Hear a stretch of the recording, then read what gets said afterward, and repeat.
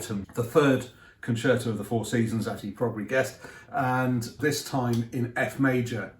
Interestingly, winter in F minor feels as though it sort of goes very well with autumn, and in a way summer goes very well with spring. But it's not just because of Vivaldi's choice of keys, but if you look at the way that Vivaldi uses the sonnets throughout spring and summer, so you've got quite a lot of detail in the first movement of spring. Well, you know, you've got your birdies, you've got your storm, you've got more birdies, and then you've got your sleeping goat herd and the dog and the rustling leaves and the slow movement.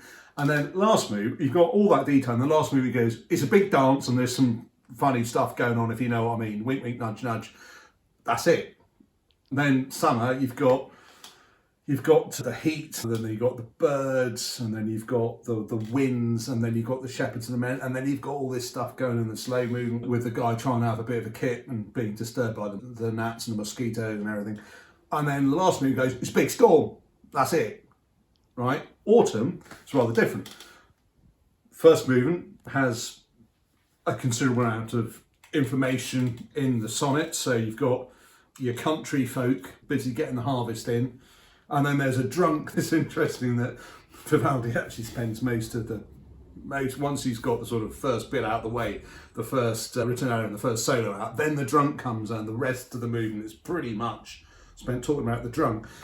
And then the slow movements, he's joined by all his mates, and there are loads of drunks all asleep. And then the last movement, rather than going, it's a hunt, like he does in spring and summer, it's much more detailed than that. So you have everybody getting up, getting ready for the hunt, and you have the noise of the barking dogs and the guns, and then you have the deer that flees and the chase, the hunt chasing the deer, and then of course towards the end, rather mournfully, the deer dies.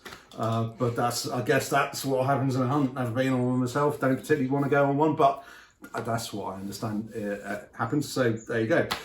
But just to go back to the drunk for a second, that's quite interesting, because I'm sure there was a lot of interesting nightlife that went on in Venice, and Vivaldi, he explores all sorts of different kinds of drunkenness. So there's the drunk that, I just want to be your busy mate, because I had a few beers.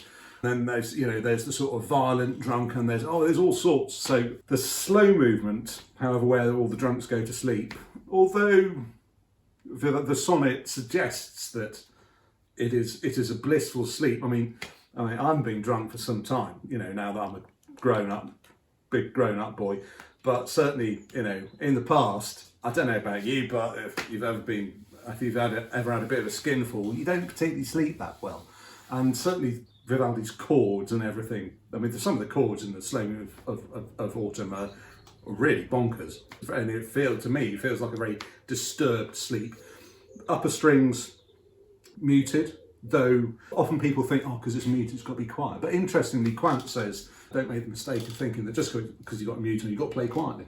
And indeed, it's only towards the end where you get piano written in the score. Anyway, that's autumn for you. So some country folk, load of drunks, and a hunt.